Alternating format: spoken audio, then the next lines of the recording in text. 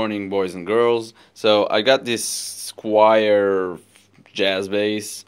I sold my old Fender Modern Player Jaguar bass to a private music school where I teach, and to reduce some of their budget, I also trade off their Squire jazz bass. And to be honest, I don't even want it. And this bass is like in awful condition. For example, the neck is totally twisted in a weird way, and also broken a bit in the backside. And they're missing some of the knobs, and they still have the volume knob, but it isn't working. And for some magical reasons, the bass still produces tone, mostly from this pickup and also small percentage from the bridge pickup. The bridge ground wire also for some reason isn't working, and maybe just disconnected there. And someone actually took a snare wire and attached it from this screw to one of the springs there. So it turned out to be very weird. And also some broken parts on the body. Some people call it relic. I already removed the strings and wiped off some of the nasty parts. And like I said, I don't really want this bass, and I might just sell it if it don't turn out to be like playable, cool bass. Or if it would be like a cool 60s style bass, I might even keep it. But most cases I just have my sweet jazz bass and my LTD fretless bass, so I play them most. So I don't know how playable or how active this bass will be. So I'm gonna take everything apart to see what's wrong with the bass, what's wrong with the electronics, and clean some of the body. And so, alright, let's go.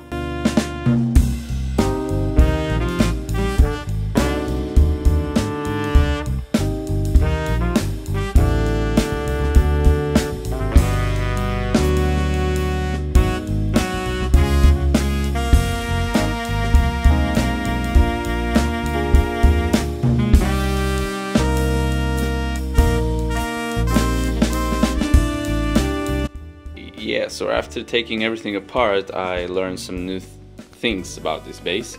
So yeah, first of all, this pickup was connected directly to the output jack, so it was bypassing everything. So obviously the knobs, none of the knobs were working. And again, for some magical reasons, this pickup also produces a little bit of tone. Maybe some of the wires just touching just a little bit.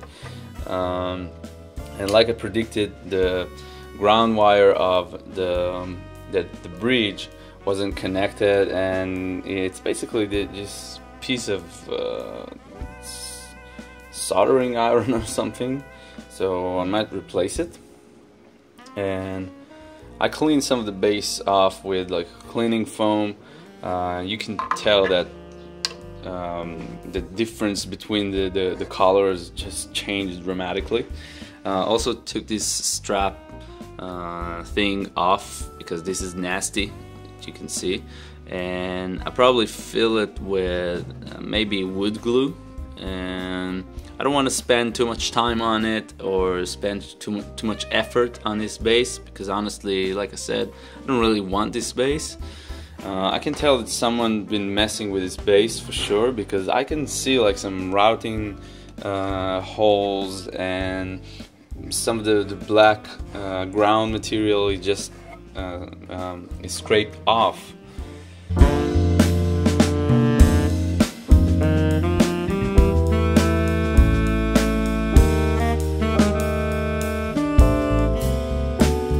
I took the bridge apart and took the saddles off and soaked it in WD-40, and now it looks sweet and shiny. And also took some new electronics from my homemade bass that I'm currently not using. Although it's a very cool bass, I just found myself not using very much this bass. If you want to hear a demo of this bass, I'll put a link. It's that bass. And I'm gonna use maybe the neck from the same bass, from my homemade bass, and we'll see if it works.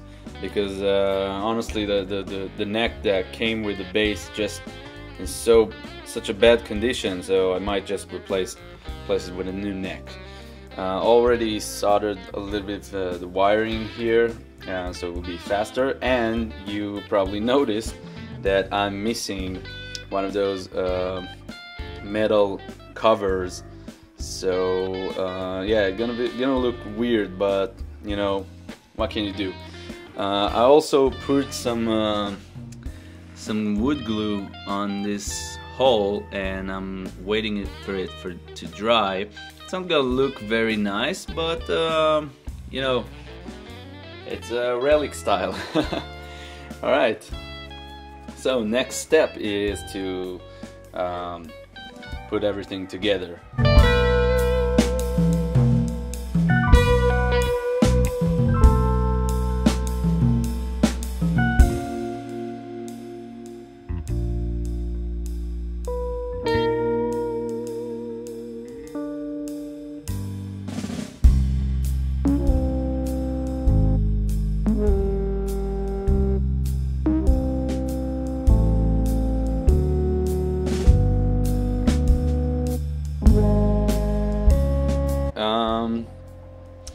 It doesn't sit like perfectly well.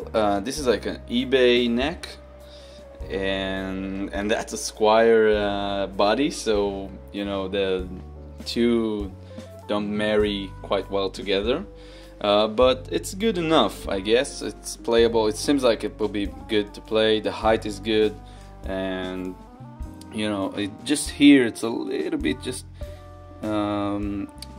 wider than the body. Next step now is to solder the electronics and put some strings, do some setup, some height, some maybe truss rod adjustments. We'll see about that. I think I'm gonna go, and don't hate me for this, I think I'm gonna go with flat wounds on this one if I wanna try like a 60s bass sound. I'm gonna put flat wounds on this bass and see how it goes.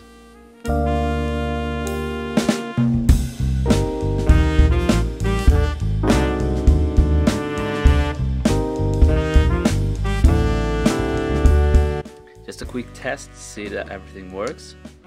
So this pickup works good, and now the other one,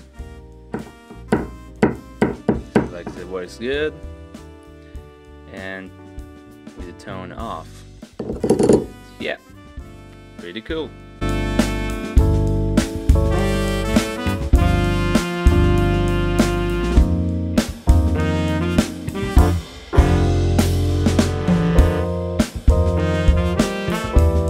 So here's the finished bass. So I did all the regular setup things, adjusting the truss rod and strings height, also the intonation and pickups height, and it turned out to be a pretty cool vintage style jazz bass. And oh, I also put a flat wound strings, like I said, and so keep in mind it will sound a little different than what you probably used to hear from a jazz bass. It's a little more vintage style, although I think when I'll sell this bass I'll probably switch the strings for round wound, because it's just more popular playing round wound. So I'm actually shooting this part of the video a week after the restoration, and so this bass already played in a small gig, and it's been in 1 or 2 rehearsal sessions, and it's a pretty cool bass.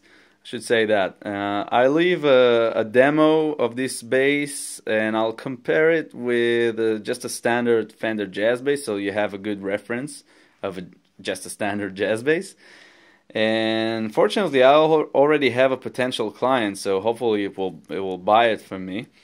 And oh, by the way, you listening to the music that you're listening to, the entire video is recorded in my studio and played with this bass. So thank you very much for watching, and see you next video.